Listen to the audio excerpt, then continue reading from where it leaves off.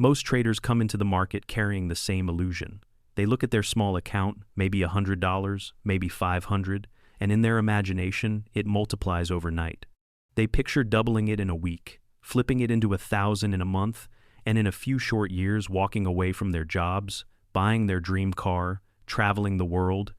They see themselves as the exception, the one who beats the odds. But this is where the downfall begins, because the very belief that you can shortcut time, that you can rush growth, is what makes you vulnerable to the trap. It's not the market that kills you. It's not a lack of knowledge about candlestick patterns or a missed indicator setting. The real enemy is impatience, and this impatience has been tested in one of the most legendary experiments in financial history. The story begins with a man named Richard Dennis. In the 1970s, Dennis started with almost nothing. He borrowed a few $100s from his family, opened a seat at the Chicago Mercantile Exchange, and began trading futures. Within a decade, he had turned that few hundred into more than 200 million. People called him the Prince of the Pit. He was proof that a single trader, with enough vision and discipline, could build an empire from scraps. But Dennis held a belief that set him apart. He believed trading could be taught, that with the right rules, even an ordinary person could succeed. His close friend and fellow trader, William Eckhart, disagreed. Eckhart was a brilliant mathematician, steeped in probability theory. He argued that success in trading was tied to personality traits that could not be taught: risk tolerance, emotional control, pattern recognition. In other words, either you had it or you didn't. The two men debated constantly, and finally, to settle the argument, they designed an experiment. In late 1983, Dennis placed an advertisement in newspapers, asking for applicants to learn trading. The ad was unusual. He didn't ask for experience. He didn't require a financial background. He simply wanted people who were willing to be trained. The response was overwhelming. More than 1,000 applications arrived. From that pool, Dennis and Eckhart selected just a couple dozen. The group was as diverse as it gets: a security guard, a blackjack player, a game designer, people who had never placed a trade in their lives. They would come to be known as the Turtles, after Dennis joked that he could grow traders the same way turtles were farmed in Singapore. The training lasted only 2 weeks. 2 weeks to absorb the rules of an entire trading system. The rules were straightforward trend-following principles: buy when markets broke out above their recent range, sell short when they broke below, cut losses quickly, let winners run. Position sizes were calculated by risk per trade, never betting the farm on a single outcome. At first glance, it seemed almost too simple, but simplicity was the point. The system removed the need for prediction and emotion. All that mattered was following the rules. When training ended, Dennis did something remarkable. He handed each recruit a live account with real capital. Some started with $500,000, others with a full million. These were not practice accounts. They were trading real money, with the potential to lose it all. And then Dennis stepped back. He let the system and the discipline of the Turtles determine their fate. The results stunned the financial world. Within 5 years, the Turtles had generated more than $175 million in profits. Ordinary people, many of whom had never even touched the markets before, were suddenly managing millions successfully. They weren't geniuses. They weren't born with rare instincts. They simply followed the rules with discipline. But here's the hidden truth. Not all of them succeeded. Some broke the rules. Some second-guessed the system. Some let fear or greed creep in, and they paid the price. The ones who stuck with the rules thrived. The ones who strayed lost everything. That contrast became the real lesson of the turtle experiment. Knowledge means nothing without discipline. One turtle later said that the hardest part wasn't the entries or exits, it wasn't the math. The hardest part was waiting through long stretches when nothing happened, waiting through painful drawdowns without revenge trading, waiting while others mocked them for being inactive. The patience required was brutal, but that patience was the edge. Think about how this applies to your own trading. You may start with $100 and think, it's small, it doesn't matter. But if you treat it as disposable, you've already lost. Because if you gamble with 100, you will gamble with 100,000. The market does not transform your character when the numbers get bigger. It only magnifies who you already are. Imagine instead, you treat that 100 like the Turtles treated their million. You risk small, you follow rules, you let time do the compounding. At first it looks like nothing. $5 here, $10 there. But the growth curve steepens, years pass, and what once seemed meaningless becomes life-changing. The turtle story is a mirror. It shows that the market does not reward genius. It rewards respect for rules. A security guard, a gambler, and a game designer all proved that discipline could be taught. And yet, others in the same room, with the same rules, failed because they could not control themselves. This is why the turtle experiment remains legendary. It's not just about trading, it's about human nature. It shows us that the difference between success and failure is not knowledge, but behavior. The difference between a gambler and a professional is patience. Every time you open your platform, you're standing at the same crossroads. Will you be the turtle who follows the rules, or the turtle who lets emotion break them? Will you respect the seed, or will you dig it up in a desperate search for faster results? The choice is yours, and the market will expose you either way. The lesson is simple, but it isn't easy. Respect the 100, respect the process, respect the time it takes. Because the ones who did walked away with fortunes, and the ones who didn't walked away with nothing. The most overlooked truth in trading is survival. People get obsessed with profit, with doubling accounts, with finding the one setup that will change their life. But before profit comes survival, and without survival, profit is irrelevant. The graveyard of traders is filled not with people who lack strategy, but with people who could not stay alive long enough for their strategy to work. Imagine a trader who has a winning edge, a method that produces profits over hundreds of trades. If that trader risks too much and loses everything on the way to proving his edge, then the edge never mattered. He is wiped out before the math has a chance to work in his favor. This is why survival is not optional. It is the first goal. Think of it like an insurance policy. You don't buy insurance because you expect disaster every day. You buy it so that when the disaster inevitably comes, you are not ruined. Risk management is insurance for traders. It cannot prevent losing trades, but it prevents losing everything. Consider a simple example. Picture a coin that is biased slightly in your favor. On heads, you win $1.10. On tails, you lose $1.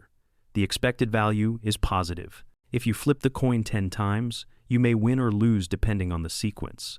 If you flip it 100 times, the odds tilt further in your favor. If you flip it 1,000 times, the math guarantees profit. But here's the problem. If you bet your entire bankroll on a single flip and it comes up tails, the game ends. The math didn't fail. You failed by not surviving long enough to let the math save you. This is the hidden danger in trading. Even with a system that has an edge, if your position sizing is reckless, you will not live to see the results. Most people think they lose because their edge is weak. In truth, they lose because they risk too much on the way. Richard Dennis understood this when he trained the turtles. His rules were designed not only to capture profits, but to make sure the trader never went bust. Each turtle learned to risk only a small portion of their account, often 1 or 2% at most. This was not negotiable. It was the shield that kept them alive. Let's slow down and look at the brutal math of loss. If you start with $100 and you lose 10%, you are down to 90. To return to 100, you don't need 10%. You now need 11. If you lose 20%, you're at 80, and you now need 25 to break even.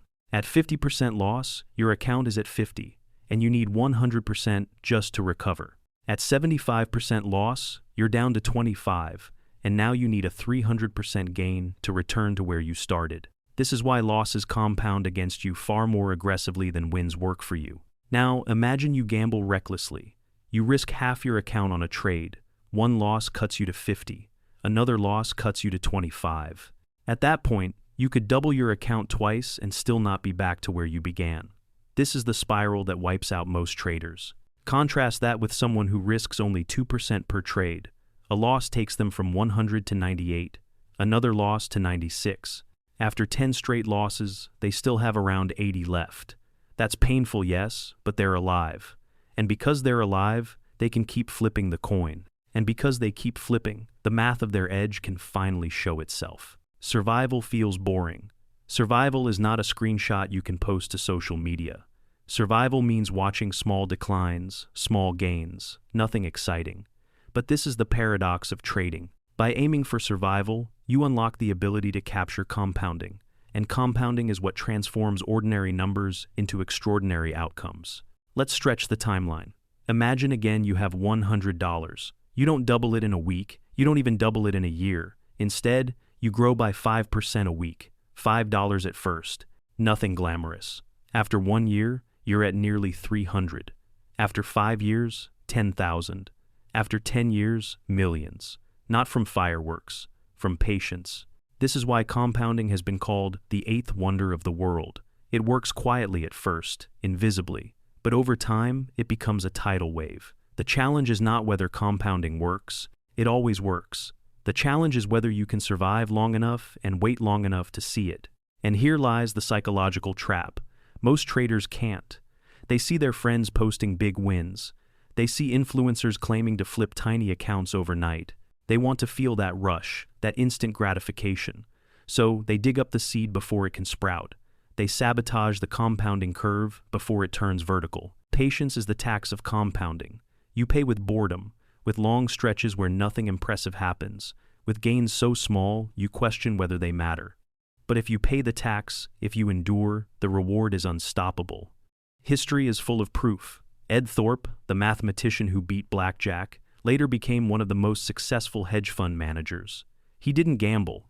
He used probability and small, consistent edges, scaled safely, compounded over decades. Warren Buffett built a fortune not with flashy trades, but with modest annual returns stacked relentlessly over time. Jesse Livermore, who became one of the most famous speculators of the early 20th century, learned the hard way that reckless betting destroys even the most brilliant minds. He made fortunes and lost them, proving that survival is not optional, even for legends. So, think about your own $100. Most traders treat it as play money, something to gamble.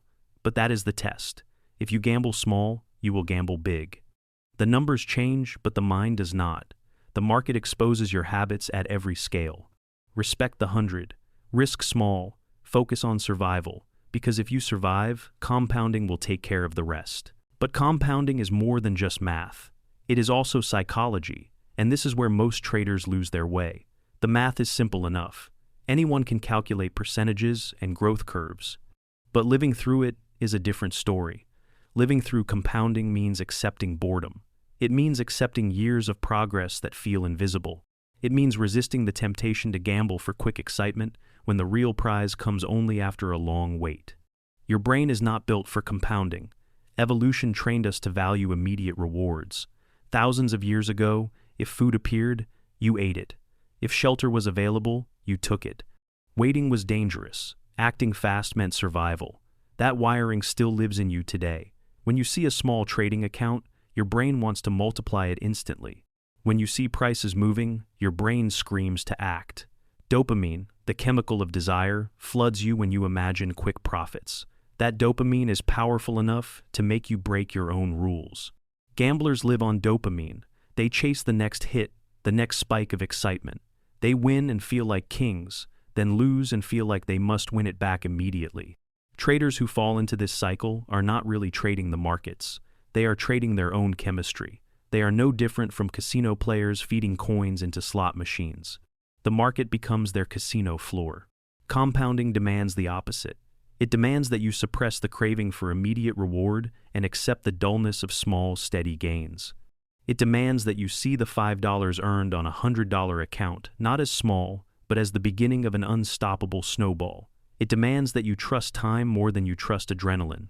This is why compounding is so hard to practice, even though it is so easy to understand. The math never lies, but the mind constantly does. The mind whispers that 5% a week is nothing. The mind whispers that you must double quickly or you will be left behind. The mind whispers that everyone else is winning faster. And so, most traders abandon compounding before it has a chance to work.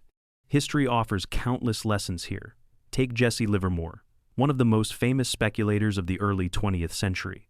He had an extraordinary ability to read markets.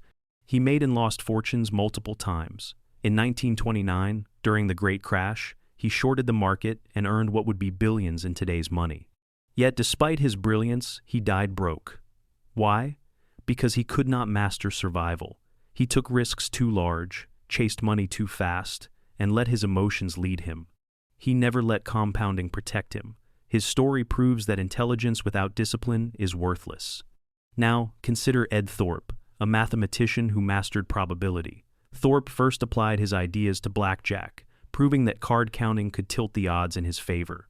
He was banned from casinos, but he took the same mindset to Wall Street. There, he built one of the most successful hedge funds in history, compounding quietly for decades. He never needed fireworks. He never needed to gamble. He let small, consistent edges compound into extraordinary wealth. Warren Buffett is another living example.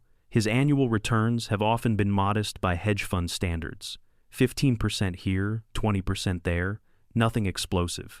But compounding those returns for more than half a century turned him into one of the richest men alive. The secret was not brilliance, but time. He stayed in the game long enough for compounding to reveal its force. Now, compare these legends. Livermore burned bright but died broke. Thorpe and Buffett played the long game and thrived. The difference was not intelligence, it was patience and survival. Let's return to the math for a moment, because numbers expose the truth more clearly than stories. Imagine 4 traders each starting with $100. Trader A risks 50% per trade. Trader B risks 10%. Trader C risks 5%. Trader D risks 2%. After a streak of 10 losing trades, Trader A is gone. Trader B has less than 30. Trader C has around 60. Trader D still has more than 80. Which trader has the best chance to recover? The answer is obvious. The one who risked the least is the one who survived the longest. Now, imagine those same traders with winning systems. Trader A might make huge gains quickly, but will inevitably face ruin. Trader B will last a little longer, but is always at risk of a fatal streak. Trader C may endure, but will struggle with drawdowns. Trader D looks boring in the short term, but becomes unstoppable in the long term. This is the paradox again. The trader who looks weak early becomes the strongest later. The trader who looks strong early burns out before the race is even halfway over. Survival also means embracing losses as part of the plan. Most gamblers cannot do this. When they lose, they feel insulted. They feel attacked. They believe the market owes them something back. So they chase, they double down, they gamble harder. This is how accounts are destroyed. A compounding trader thinks differently. He risks small, accepts the loss as tuition, and moves on. He knows the edge will only show itself over hundreds of trades. One loss, or even 10 losses, does not matter if survival is intact. Think again about the coin flip. If you flip 100 times, you expect close to 50 heads and 50 tails. If you flip 10 times and get 10 tails, you do not curse the coin. You understand probability. The compounding trader treats markets the same way. Losses are tails, wins are heads. The only requirement is to keep flipping. This is also why emotional control is everything. If you are chasing fast money, every tick of the chart feels like life or death. Your heart races, your palms sweat, your mind screams for action. You cannot think clearly. You are hijacked by adrenaline and fear. But if you are compounding slowly, the pressure fades. Each trade is just one more flip of the coin.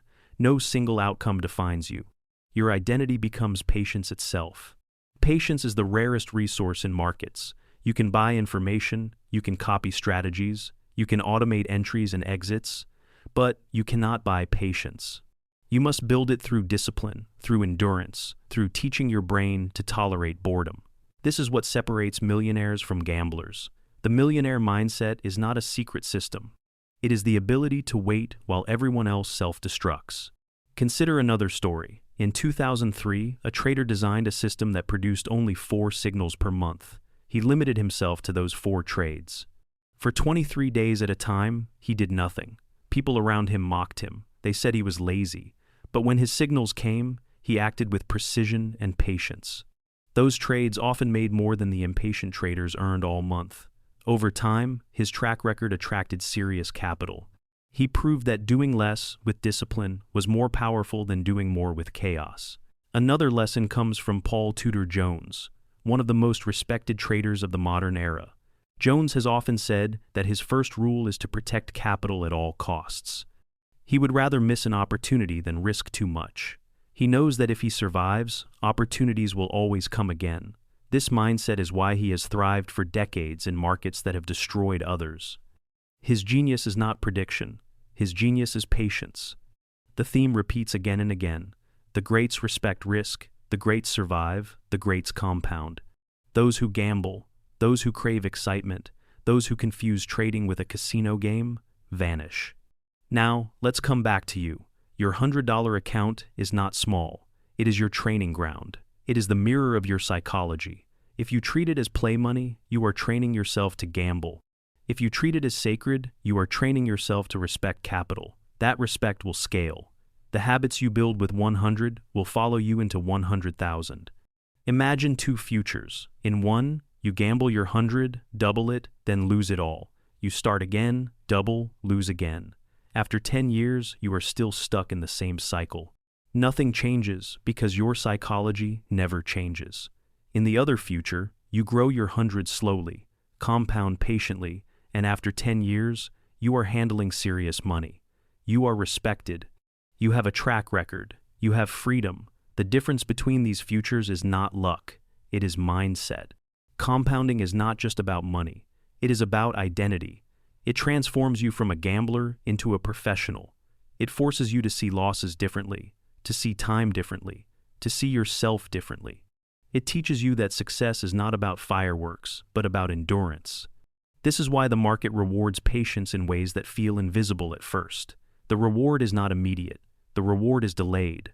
But when it comes with a force that feels unstoppable. So, the challenge is simple. Can you endure the waiting? Can you survive the boredom? Can you risk small enough to stay alive? Can you resist the temptation to dig up your seed before it grows? If you can, compounding will reward you beyond your imagination. If you cannot, the market will take everything from you. The choice is always yours. Real traders are invisible in the early years. Their growth is hidden. Their accounts look unimpressive. Their discipline looks boring. But compounding is quietly building behind the scenes. 10 years later, they emerge with power. They look like overnight successes, but the truth is, they were compounding patiently all along. Think of bamboo. For years after it is planted, nothing seems to happen. Underground, roots are growing. Then suddenly, the bamboo shoots up, feet per day, unstoppable. Compounding is the same. At first, nothing. Then everything. The question is whether you can survive the invisible years. Let us test the idea again with numbers. Take that $100, grow it by 10% per month. That is not easy, but not impossible. After 1 year, you have about 300. After 3 years, over 1,000. After 5 years, more than 6,000. After 10 years, nearly 70,000. If you add fresh capital along the way, the numbers climb even faster. But none of this happens if you gamble and blow up in year 1. And here is the uncomfortable truth. Most traders do blow up in year 1, not because compounding failed, but because they failed compounding. They did not endure the boredom. They did not respect survival. They dug up their seed. They never gave it time to grow. The market punishes those who demand speed. It rewards those who accept slowness. This is the paradox that makes trading a mirror of human nature. The traits that served us in evolution, speed, aggression, impatience, are the traits that destroy us in markets. The traits that seem boring, patience, restraint, humility, are the traits that create wealth. Look again at the turtles. They were not chosen for brilliance, they were chosen for discipline. Dennis wanted to prove that anyone could trade successfully if they followed rules. Many of them did. Some became legends. They were ordinary people who survived long enough to let the system work. That was the secret. Not genius, not prediction. Survival. This should encourage you. You do not need to be extraordinary. You do not need perfect timing. You need patience, risk management, and respect for compounding. These are learnable. These are within your control. But will you choose them, or will you choose dopamine? Will you treat your 100 as a seed, or will you gamble it away for a cheap thrill? That is the decision every trader faces. Most choose thrill. A few choose discipline. Only the disciplined see compounding's true power. In the end, compounding is a test of character. It asks you to endure boredom, delay gratification, respect small gains, and survive drawdowns. It asks you to trust math over emotion. It asks you to believe in a future you cannot yet see. Those who pass the test become the legends we study. Those who fail become the cautionary tales we forget. The mathematics of survival extends beyond personal accounts. Entire institutions have collapsed because they ignored it. One famous case was long-term capital management in the late 1990s.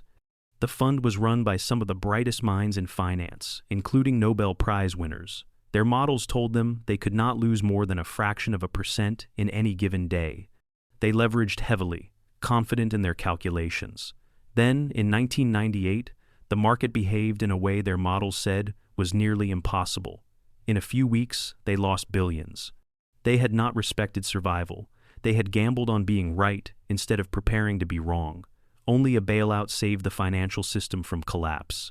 The lesson is clear. It does not matter how smart you are, how advanced your model, how powerful your connections. If you risk too much, you can still be wiped out. The market does not care about your credentials. It does not care about your theory. It only cares about math and psychology. If you do not survive, you are gone. Another recent example came from Archegos Capital in 2021. The firm used extreme leverage to build enormous positions. On paper, it looked brilliant. But when those positions moved against them, the losses multiplied instantly. Tens of billions evaporated in days. Again, the pattern repeated.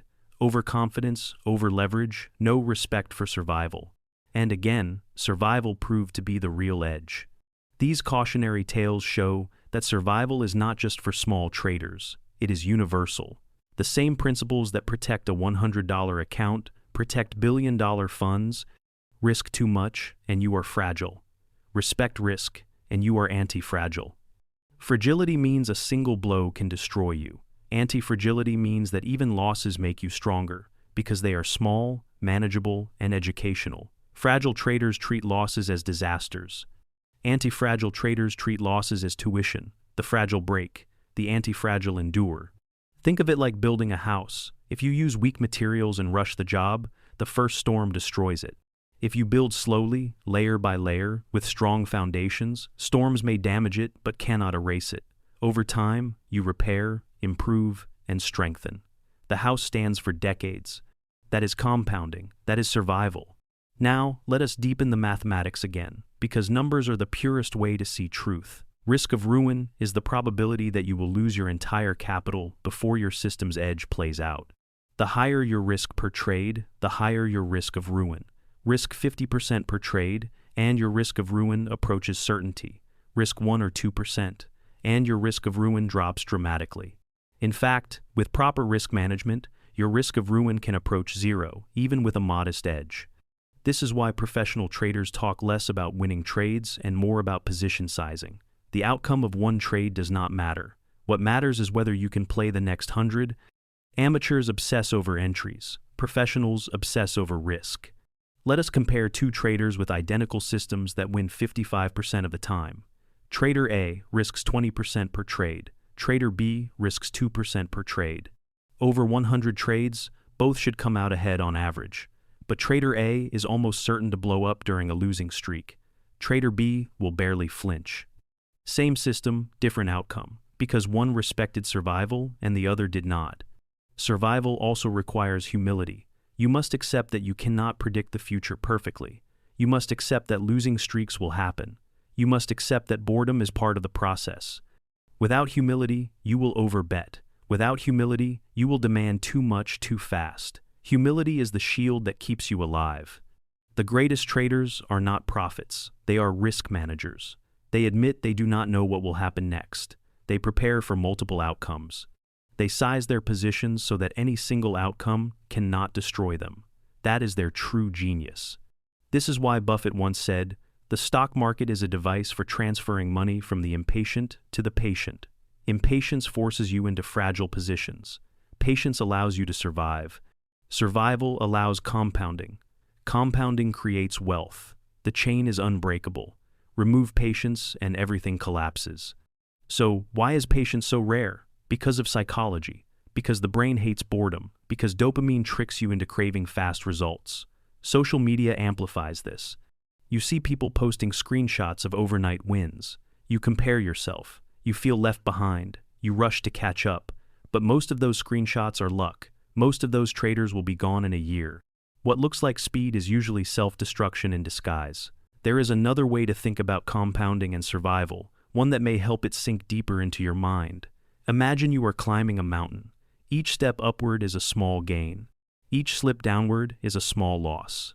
If you climb carefully, measuring each step, even if you slip occasionally, you will still make upward progress. But if you try to sprint recklessly, one big fall can send you back to the bottom or worse. The mountain punishes impatience and rewards steady endurance. Now picture two climbers. One rushes forward, eager to reach the top quickly. He ignores safety ropes, dismisses warnings, and takes huge leaps. For a while, he seems ahead. The other climber moves slowly, ties each knot carefully, secures each foothold. He looks slower, less impressive, but a storm hits. The reckless climber falls and is gone. The patient climber survives and continues upward. Months later, only one reaches the summit. That is trading. The mountain is time. The summit is financial freedom.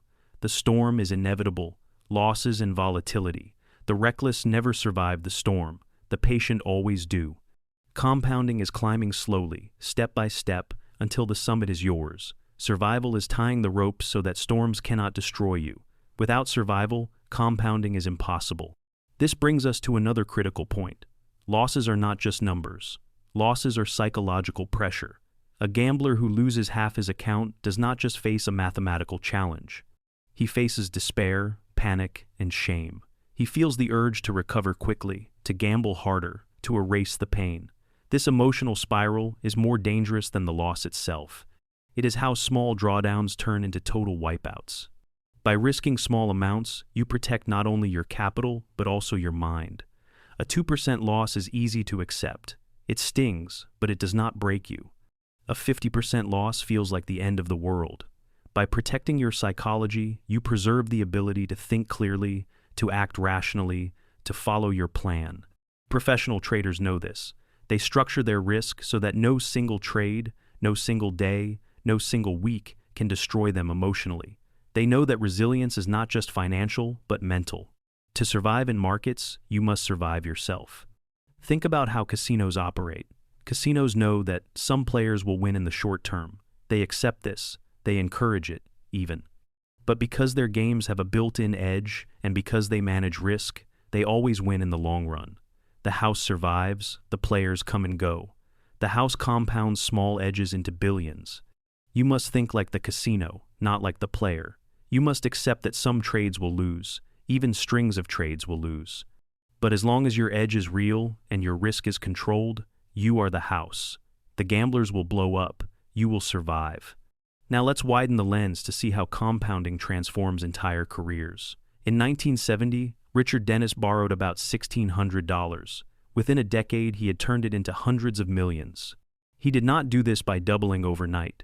He did it by applying consistent rules and letting time magnify the results. The turtle experiment he designed was simply a way of proving that the same principles could be taught to anyone, and it worked. But Dennis himself also became a cautionary tale.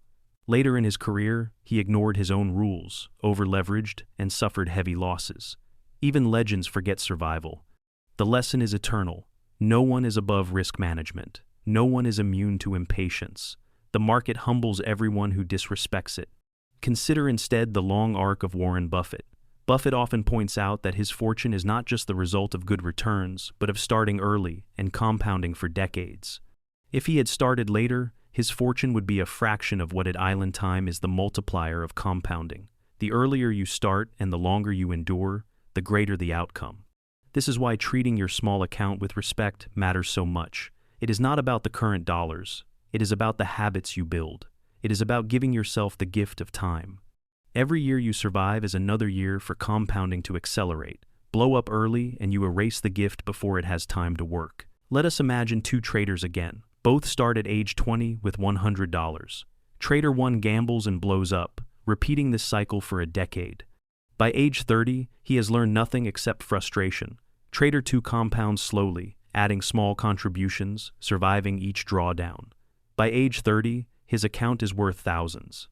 By age 40, it is worth hundreds of thousands. By age 50, millions. Same starting point, same market, different outcomes. The difference was not intelligence or opportunity. The difference was survival. Patience also forces you to see the market in decades instead of days. The impatient ask, how much can I make this week? The patient ask, what will this account look like in 10 years if I follow my rules? One mindset leads to ruin. the other leads to freedom. Let's return to the psychology again, because this is where most fail. Humans are wired for immediacy. We want to see results now. That is why dieting is hard, why saving is hard, why training is hard. The benefits come later, not instantly. Compounding is the financial version of this universal truth. If you cannot delay gratification, you cannot compound. If you cannot compound, you cannot build wealth. This is why some traders chase news events, gamble on earnings reports, or overload on leverage. They want instant fireworks. They cannot bear the quiet work of steady growth, but fireworks burn out quickly. Compounding is the slow burn that lights up the entire sky. Think of the farmer again. He plants seeds in spring. For months, nothing seems to happen. He waters, he weeds, he waits. Only later does the harvest arrive. If he dug up the seeds every week to check progress, he would destroy the crop. Impatient traders are like bad farmers. They kill their future with their own hands.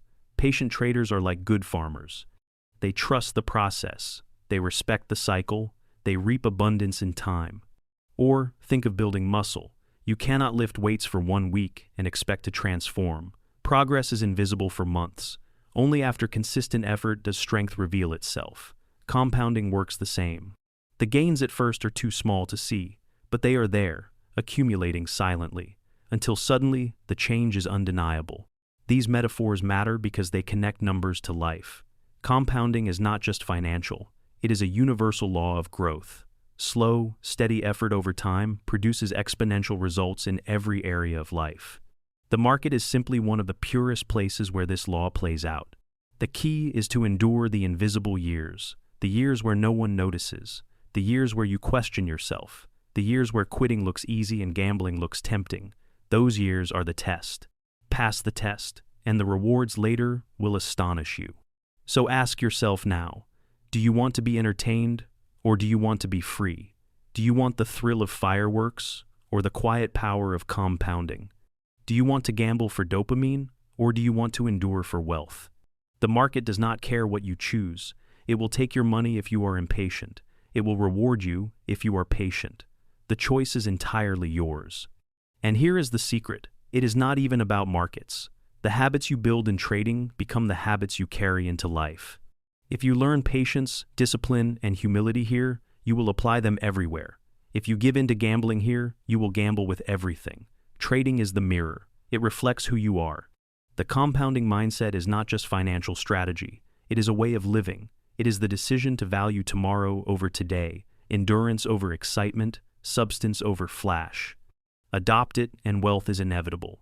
Ignore it and ruin is inevitable. There is another reason why compounding feels so invisible at first. The human eye and brain are not designed to see exponential curves. We see the world linearly. If we walk 10 steps, we expect to cover 10 times the distance of 1 step. But compounding does not work like that. It doubles, it accelerates, it bends upward sharply after a flat beginning. This is why the early years of compounding feel disappointing. The line is still flat, but once the bend comes, progress is explosive. Those who quit before the bend never see the power. This blindness to exponential growth explains why so many underestimate it. If you fold a sheet of paper 42 times, it will reach the moon. That sounds impossible until you do the math. The same is true for money. Small, consistent growth doubled again and again reaches heights that feel impossible until you live through it. The trick is that you must live through it. You must survive the flat years to enjoy the steep years. Most traders never survive that long. They demand fireworks now. They ignore the flat years. They gamble, they blow up, they quit. The few who endure look ordinary at first. No one notices them. Then, suddenly, they look extraordinary. People call them lucky or gifted, but the truth is, they simply endured. Think again of Warren Buffett. For decades, his fortune looked modest compared to other wealthy men. It was only after compounding accelerated in later decades that he became one of the richest men alive. More than 90% of his wealth was made after his 60th birthday. The same process is available to you if you endure. Compounding also forces you to see losses differently. If you are gambling, every loss feels catastrophic because you risked too much. If you are compounding, losses are part of the process. They are like steps backward on a long hike. They do not matter if the overall direction is forward. The mindset shift here is everything. Gamblers panic at losses. Compounders barely notice them. Think of probability again. If you flip a coin 100 times, you expect about 50 heads and 50 tails. If the first 10 flips are tails, you do not panic. You trust that heads will come. Compounders treat their edge the same way. They know that losing streaks are temporary, not permanent. They know the outcome of one trade, or even 10 trades, is irrelevant to the outcome of hundreds. This calmness is what keeps them alive. Emotional control is not optional. It is survival itself. If you are emotional, you will gamble. If you gamble, you will blow up. Controlling emotion is controlling survival. Controlling survival is unlocking compounding. This is why many of the greatest traders rely on rules and systems. Systems protect you from yourself. Systems tell you how much to risk, when to enter, when to exit. They remove the need to make emotional decisions in the heat of the moment. The turtles were trained to follow systems for this exact reason. Left to their own impulses, they would gamble. With rules, they could endure. Rules are the ropes on the mountain climb. They are the insurance policy against storms. Without them, you fall. With them, you may slip, but you will never die. Another story illustrates this well. In 2008, during the global financial crisis, many traders and funds collapsed. They were over-leveraged, chasing quick returns, yet some funds survived and even thrived. What was their secret? They had strict risk controls. They never risked too much on any single position. They survived the storm and were alive to capture the recovery. Survival gives you access to future opportunities. If you are gone, you cannot benefit from them. This is the simplest truth, yet the hardest to accept. Wealth comes to those who are still present when opportunities arrive. Survival is the ticket to the future. Let us bring back the metaphor of farming. Imagine a farmer who plants a field. He knows storms will come, some crops will be lost. But if he plants enough, if he diversifies, if he protects the soil, the harvest will still come. Another farmer plants recklessly, relies on luck, and when the storm arrives, his field is wiped out.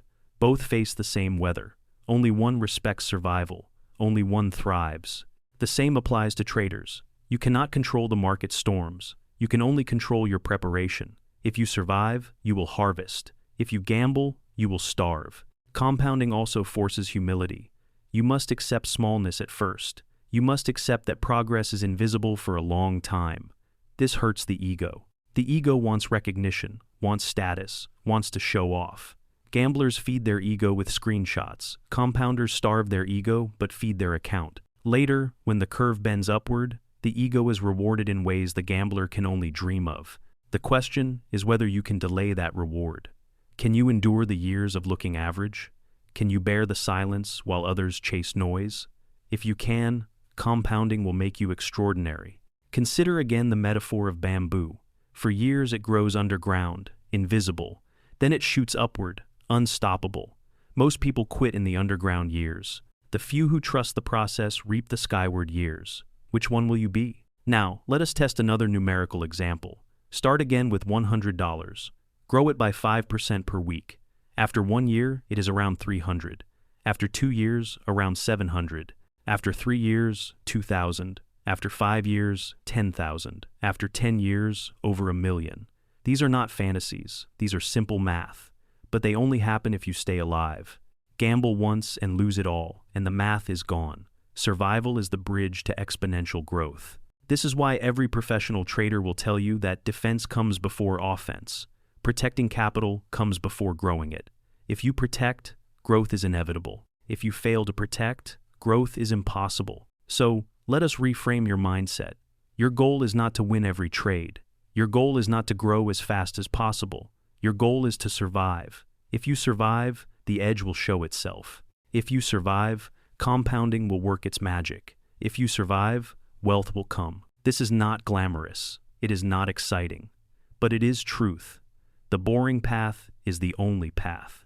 And here is the final paradox. By accepting smallness, you create greatness.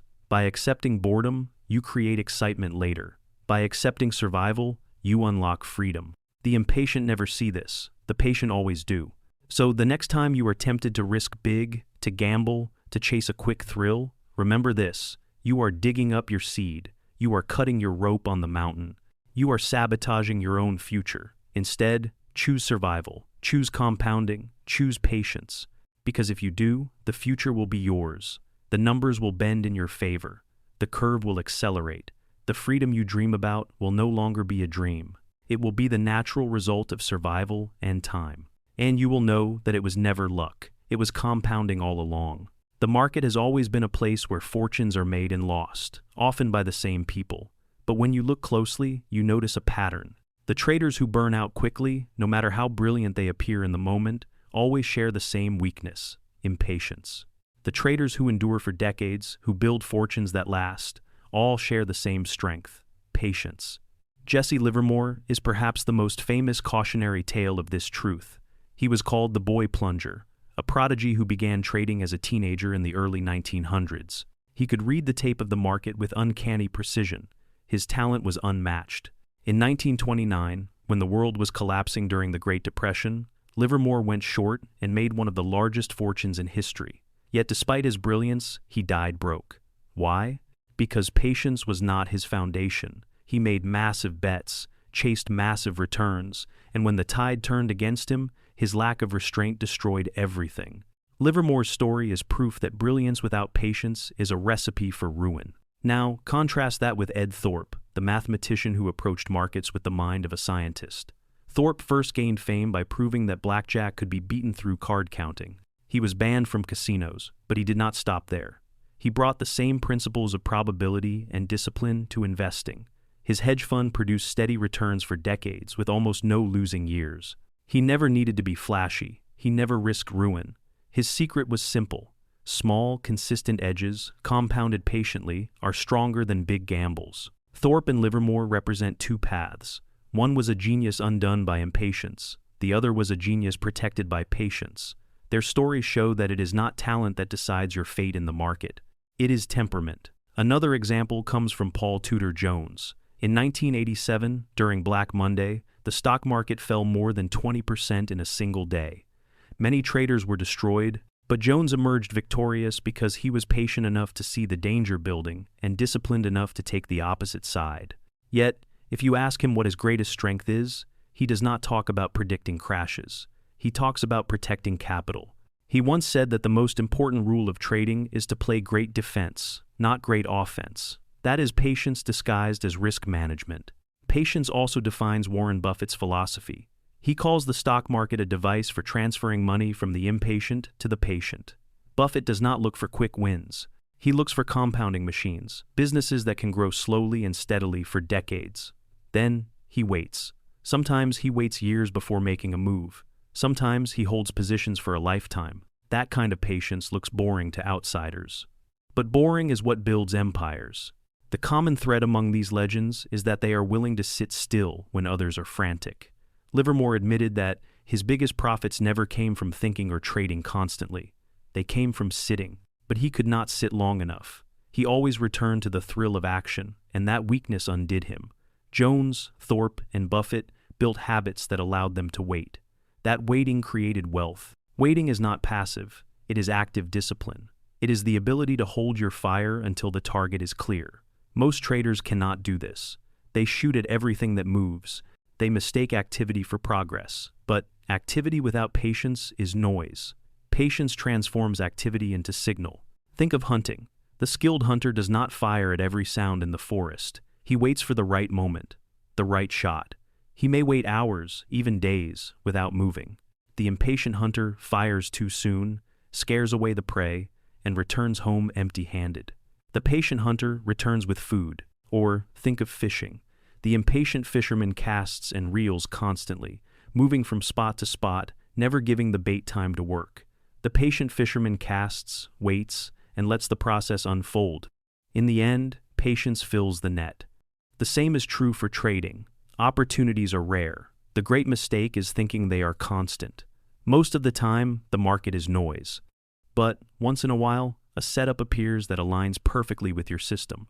If you have the patience to wait, you catch it. If you are restless, you miss it or waste your capital on noise before it arrives. Patience is also how you survive losses. The impatient see a loss as a disaster that must be reversed instantly. The patient see it as part of the process.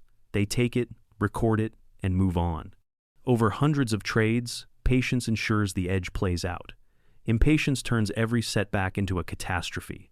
Consider a coin flip again. If you know the coin favors you slightly, you will not panic after 5 losses in a row. You will keep flipping because you understand probability. That is patience. Impatience would make you quit after the streak or double down recklessly.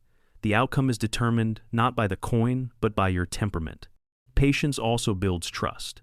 Investors, partners, and clients can see who is reckless and who is steady. The patient trader attracts capital because others can rely on him to endure. The impatient trader may look exciting but inspires no confidence. This is why patient traders often scale into managing larger sums, while gamblers remain trapped in small accounts. Perhaps the hardest part of patience is enduring boredom. Doing nothing feels wrong. Inaction feels like weakness. But in truth, waiting is a skill. Jesse Livermore admitted it himself. It was never his thinking that made him the big money. It was his sitting. He knew it, but he could not always follow it. He was proof that knowing and doing are different. Patience must be practiced. It is not something you are born with. It is something you train. You train it by risking small, by surviving losses, by enduring the quiet months, by ignoring the noise of others. Over time, patience becomes who you are.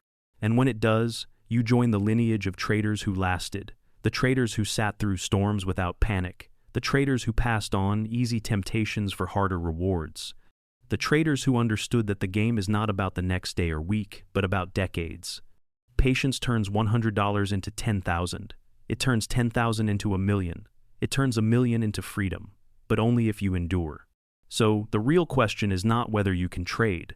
The real question is whether you can wait. Can you sit while others run? Can you watch others brag about quick wins and refuse to join them? Can you endure the silence while compounding works unseen? The impatient will answer no. They will chase, they will gamble, and they will vanish. The patient will answer yes. They will survive, they will compound, and they will last. The market does not reward brilliance. It rewards endurance.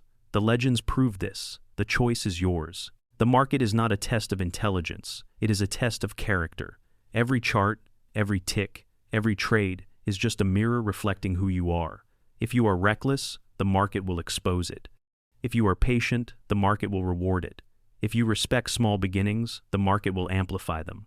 If you dismiss them, the market will erase you. We have walked through the power of compounding, the brutality of losses, the legends who endured, and the gamblers who burned out. But all of it points to a single truth. Wealth is built not by brilliance, not by shortcuts, but by survival, discipline, and time. Think again about the $100 account. To most, it is pocket change, not worth respect. But to a trader who understands compounding, it is sacred. It is a seed.